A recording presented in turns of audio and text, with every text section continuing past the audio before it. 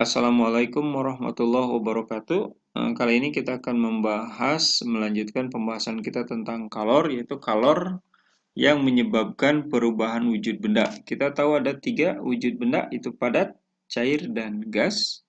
Dan kita sudah mempelajari bahwa kalor itu akan pindah dari benda atau lingkungan yang suhunya lebih tinggi ke benda yang suhunya lebih rendah. Jadi kalau misalkan ini lingkungannya yang warna putih ini, lingkungannya udara di sekitarnya, misalkan, dan ini es krim dalam bentuk wujud padat, maka bisa kita ketahui bahwa lingkungan ini pasti suhunya lebih tinggi daripada es krim. Maka akan terjadi perpindahan kalor dari lingkungan ke es krim yang menyebabkan es krim ini meleleh. Asalnya padat menjadi cair dan perubahannya disebut mencair atau meleleh. Nah, setelah mencair dan misalkan suhu es krim, suhu cairan ini dan lingkungannya telah sama, maka tidak akan ada lagi perubahan atau perpindahan kalor, sehingga ya ini tetap aja wujudnya akan seperti ini. Cair ya, kecuali dia ditambahkan kalor, misalnya dengan dipanaskan.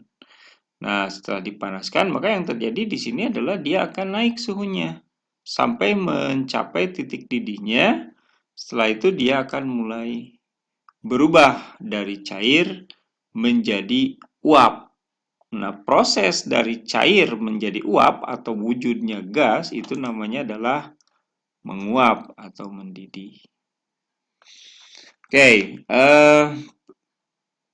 yang ketiga adalah kapur barus atau kamper. Jadi kamper ini kan kita suka melihat bahwa kamper ini tiba-tiba hilang aja ya, disimpan di pakaian tiba-tiba hilang tanpa ada basah atau apa. Nah, ini disebabkan oleh perubahan dari kamper ini dari wujud padat langsung menjadi gas, langsung hilang habis. Nah, ini prosesnya disebut sebagai menyublim. Nah, jadi perubahan wujud yang menyerap energi ada 3. Dari padat ke cair itu disebut mencair, dari cair ke gas disebut menguap atau mendidih, dan dari padat ke gas disebut menyublim. Perubahan wujud yang menyerap energi. Nah, yang kedua adalah perubahan wujud yang melepaskan energi. Ini tadi sudah ada yang menyerap ya, yang merah ini yang menyerap. Oke, nah sekarang kita yang melepaskan energi. Ini misalkan kita punya kotak kaca yang di dalamnya ada uap air. Ini uap air ya, uap air yang saya gambarkan seperti awan, dan uap air ini senantiasa bergerak. Nah, jika uap air ini lebih tinggi suhunya daripada lingkungan, maka uap air ini akan melepaskan kalor ke lingkungan. Ya, uap ini senantiasa bergerak dan melepaskan kalor. Akibat melepaskan kalor, maka uap air ini akan membentuk titik-titik embun yang membasahi permukaan kaca. Nah, proses seperti ini adalah perubahan wujud yang tadinya gas atau uap menjadi titik-titik air, disebut sebagai mengembun.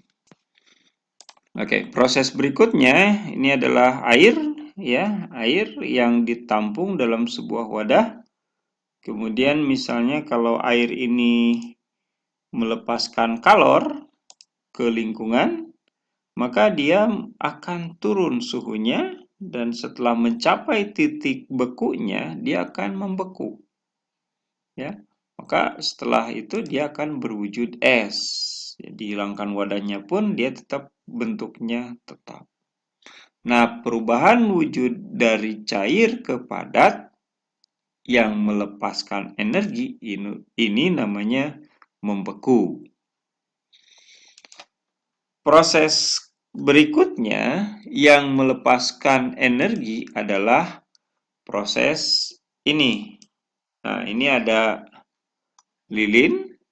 Lilin ini kalau dibakar itu akan menghasilkan gas karbon dioksida, Nah, gas karbon dioksidanya bisa kita ambil, bisa kita ubah menjadi padatan seperti ini lewat piring seperti ini ya. Jadi gas karbon dioksida yang panas ini nanti kalornya akan diserap oleh piring sehingga terjadi perubahan wujud menjadi padat. Ini padatan ya, ini padatan. Ini kalau kita lap itu ya seperti arang aja ya, kena tangan. Nah, proses dari gas yang berubah langsung ke padat itu namanya adalah mendeposisi.